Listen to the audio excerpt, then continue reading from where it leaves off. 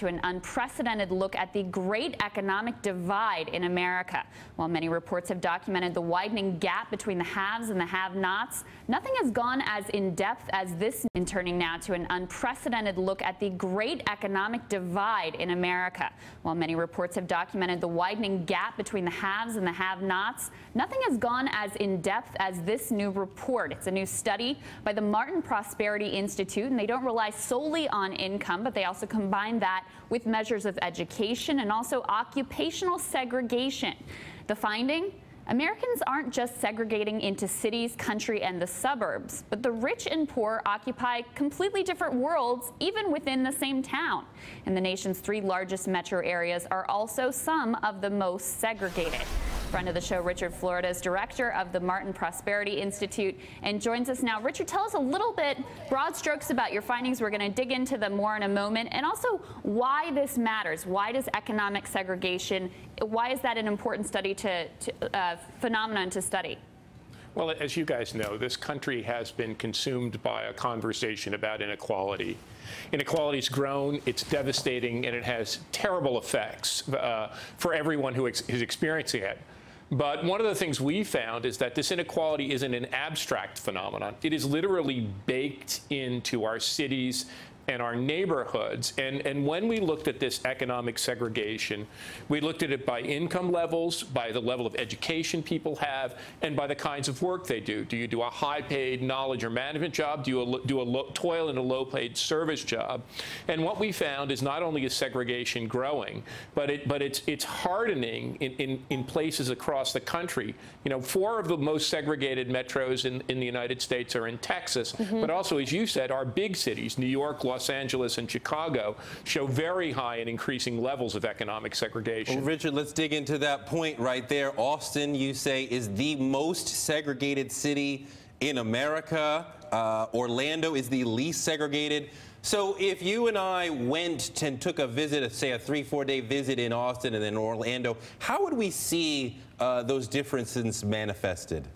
Well, we'd see people living in different kinds of neighborhoods. You know, I know Austin really well, and it takes it's an east-west divide. If you live on one side of the city, you live around highly educated, high-income techies or musicians. If you live on who are mainly white or maybe somewhat multicultural, if you live on the other side of the city, you live in a poor neighborhood, you know, served by schools that aren't nearly as good, with much less public services, in an area that's Hispanic and largely Hispanic and black. So one of the things we're finding is that in our country, even people who live in the same city, it's not just inequality by socioeconomic class. Even if people live in the same city, even if it's an affluent city, Austin's one of the most successful tech cities in the country. Even if it's an affluent city, we see this divide reinforced, people living in completely different universes. Yeah, you guys have both mentioned the state of Texas. Cities in that state top your list when it comes to economic segregation. Houston's number 4, Austin number 1. I sat down with Rick Perry about a year ago, and I asked him what he thought about raising the minimum wage, and here's what he told me. So you would support raising it, just not at the federal level? Listen, if somebody wants to raise somebody's salary, that's not my business. And it shouldn't be government's business to be mandating what people pay individuals out there. If you want to kill jobs, raise the minimum wage. So, Richard, if raising the minimum wage is going to be part of the way that we bridge this divide, and if it's not politicians and government that do that, whose responsibility then is it? Well, first of all, Perry's comment, as you know, is nonsensical. We know from all of the good research done on this by the leading economists at Berkeley, the University of Massachusetts, that raising that minimum wage to 50 or 60% of the local prevailing wage. In a place like Austin or San Francisco, that's about $15 an hour. Somebody could live, not great, but they could live on that. That has no ill effect on workers' jobs or the local economy.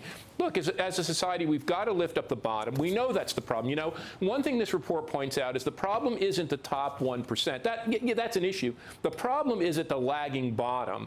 And I understand we have a lot of attention going to the 1%, but boy, oh boy, as a country, we need to pay attention of the people who are falling further and further behind and lift them up. And one very good way to do, not the only way, a very good way to do that is by raising that local minimum wage. All right, Richard Florida, we always appreciate your time. Thank you so much.